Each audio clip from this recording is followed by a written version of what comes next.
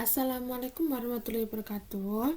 Perkenalkan, nama saya Diviana Kusma Putri. Di sini saya akan menjelaskan tentang individu dan karakteristiknya memahami perbedaan individu.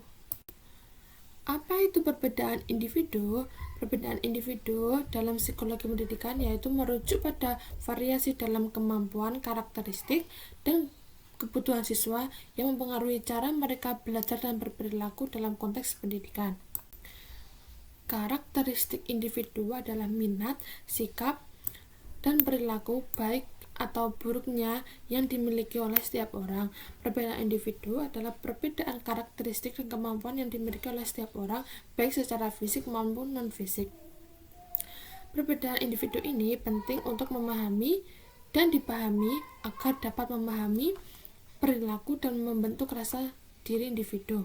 Adapun beberapa perbedaan individu dapat kita amati, yaitu perbedaan jenis kelamin atau gender, yang kedua perbedaan kemampuan, ketiga perbedaan kepribadian, keempat perbedaan gaya belajar, yang terakhir adalah perbedaan latar belakang budaya, sosioekonomi, dan intelijensi.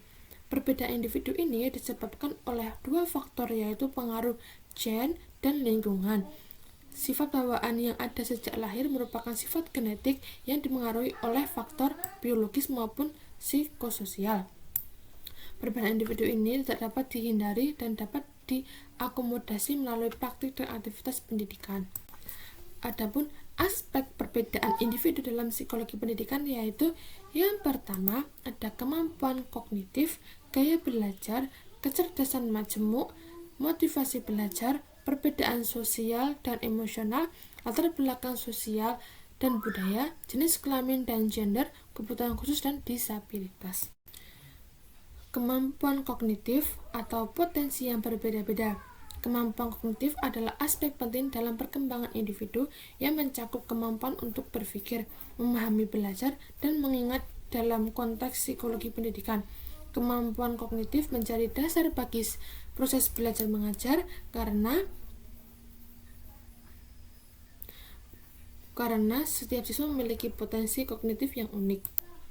Setiap individu memiliki tingkat kemampuan kognitif yang berbeda-beda dipengaruhi oleh faktor internal dan eksternal. Perbedaan ini dapat dilihat dalam kecepatan belajar, gaya belajar, dan kekuatan dan kelemahan.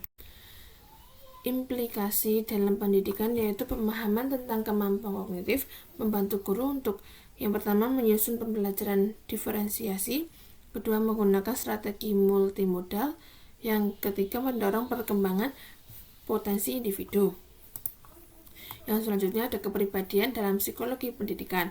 Yang pertama ada teori psikoanalitik, yang kedua teori humanistik, ketiga teori trait, yang selanjutnya ada teori behaviorisme, yang terakhir ada teori sosial dan kognitif.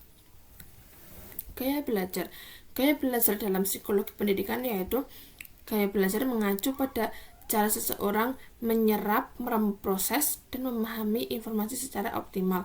Dalam psikologi pendidikan, memahami gaya belajar siswa penting untuk menciptakan strategi pembelajaran yang efektif dan sesuai dengan kebutuhan individu.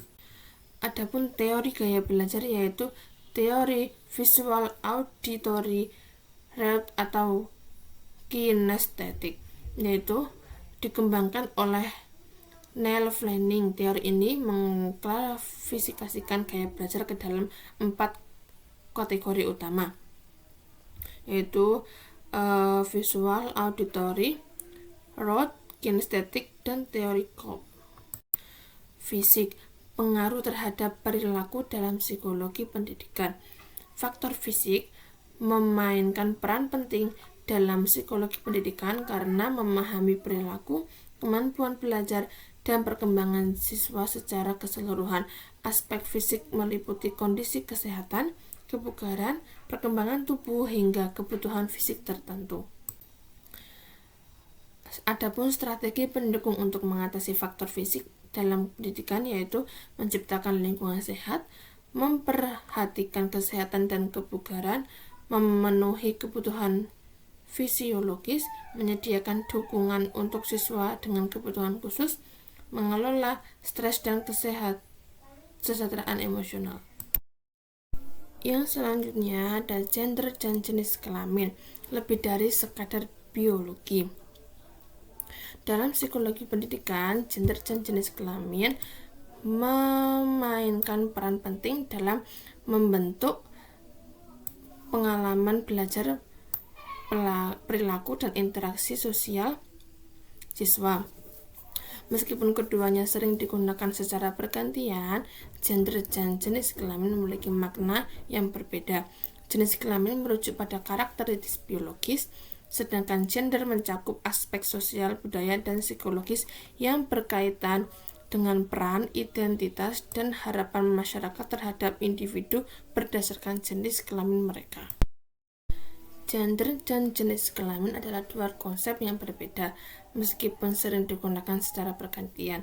Jenis kelamin merupakan perbedaan biologis yang melekat pada seseorang sejak lahir dan tidak dapat berubah, dipertukarkan, atau dihilangkan. Jenis kelamin didasarkan pada faktor-faktor seperti organ reproduksi, kromosom, dan hormon.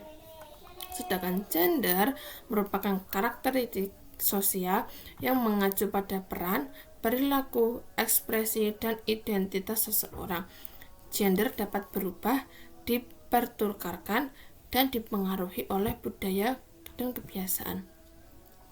Perbedaan gender dan jenis kelamin dapat dilihat pada contoh berikut ini, yaitu perempuan sering bertugas membersihkan rumah, memasak, hingga mengurus anak, sedangkan pria sebagai kepala keluarga.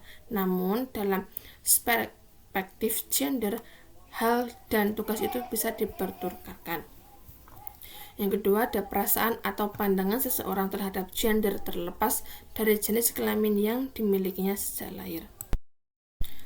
Adapun perbedaan gender dan jenis kelamin menurut disiplin keilmuan, yaitu secara umum jenis kelamin merupakan variabel biologis berdasarkan anatomi, fisiologi, genetika, dan hormon, sedangkan gender dianggap sebagai variabel sosial dan budaya, mencakup identitas dan ekspresi gender serta ekspektasi dan persepsi sosial dan budaya tentang gender dalam masyarakat.